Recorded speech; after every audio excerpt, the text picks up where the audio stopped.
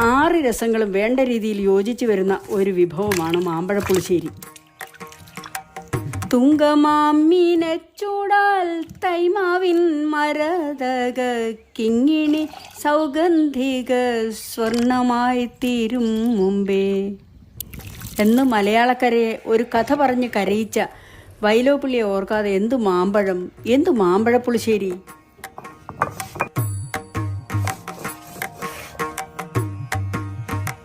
മാമ്പഴപ്പുളിശ്ശേരിക്ക് മധുരം ഉണ്ടായിരിക്കണം, എരിവും പുളിയും ഒപ്പത്തിനൊപ്പം ഉണ്ടായിരിക്കണം.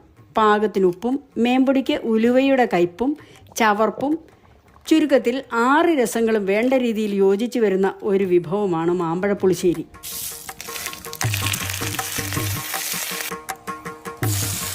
ഒറ്റ ഞൊടിയിടയ്ക്കുള്ളിൽ അവർ വച്ച നിവേദ്യം കഴിച്ചു.